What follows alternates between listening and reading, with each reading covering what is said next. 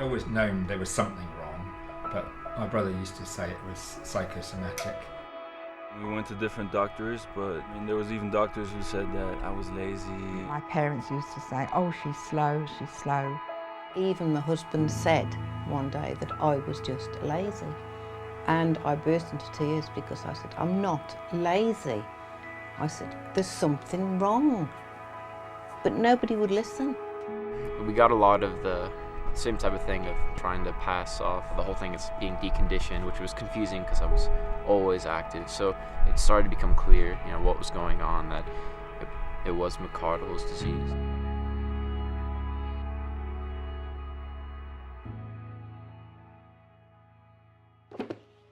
There are about 14 glycogen storage diseases at the moment, and the one that's most numerous in the number of diagnosed cases is McArdle disease.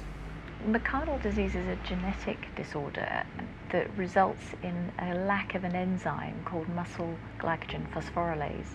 And without that enzyme, people have difficulty initiating movements, so walking for the first 2 or 3 minutes, and also great difficulty in sustaining strenuous activities such as walking upstairs, walking up hills, running, or lifting and carrying heavy items.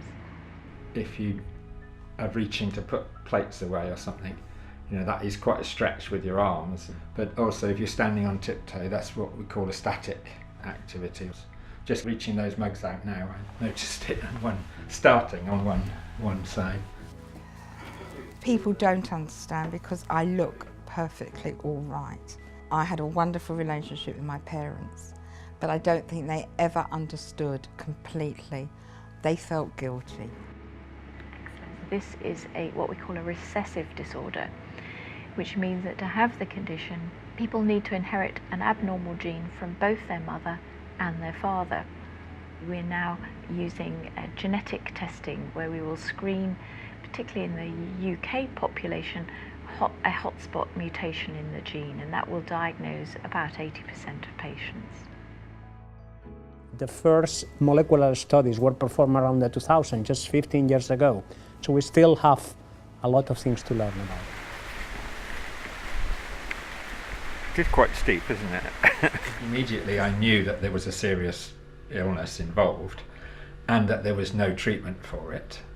I was told I was number 50 in the world roughly to be diagnosed, and so there was no real understanding or knowledge of how to deal with it. So I just had to work it out for myself. As in many other rare disorders, treatments are empiric, especially in those disorders that they rely on a genetic cause. At the minute, we know probably more about things that don't work than we do about things that do.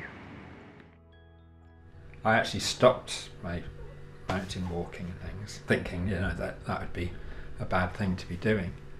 And it was a few years on from that I realised that wasn't going to suit me, that I was actually getting worse by not being active. Some doctors, they're still telling the patients that they shouldn't exercise, and that is definitely not true. Exercise is essential because it keeps the muscle alive and functioning. What I'm doing here is just using the treadmill to maintain my daily exercise. On a typical exercise assessment, a McArdle's person will be asked to walk as far as they can, but without any pain going beyond a threshold, which will mean perhaps that you start off slowly, you may speed up, but then the pain starts, so you have to slow down again. Then the second wind comes in at about 8 minutes, and then you can speed up again. But almost everybody with McArdle disease will exhibit something called a second wind. The body starts to utilise other energy sources from fats, for example, and the more aerobically fit they are, the easier it will be and the more efficient it will be for them to get into a second wind. The major change for me was when somebody who I'd met came over from Australia and we were able to go out and walk together, and that was the first time I'd actually walked with somebody with McArdle's, and it was really interesting to compare notes. It's led on to developing that into a course in an environment that is supportive and understanding because it's other people with McArdle's. What the patient groups can do is to try to share those experiences amongst people with McArdle's, but also hopefully involve professionals in that, so that there's a greater understanding from the medical profession about the real impact of McArdle's. The biggest challenge in disseminating information about McArdle disease is the fact that it's a rare disorder. So the majority of teachers, GPs, paediatricians will probably never see an affected patient in their lifetime. So somehow we need to get the message across that perhaps this condition might be more common than we think. And I think this is where the EUROMAC registry will be very, very helpful. So the project started 1 month ago, and the goal is to create a single European registry trying to collect all European patients with McArdle disease, as well as other rare muscle glycogenolytic disorders. When we have large group of patients, we will be able to perform double-blinded clinical trials demonstrating that proper exercise protocols have a strong benefit on the clinical course of the disease. It's also really important that people are educated not to perform the activities that cause muscle damage and put themselves at risk of acute collapse, acute kidney failure and a stint in intensive care. I worked hard. I was working on a 200-ton press where the mouldings were coming off at 1 a minute. I was doing 12-hour shifts, 5 days a week, which I think is why that my condition, being in a wheelchair now for 13 years, is it's just put so much strain on my body.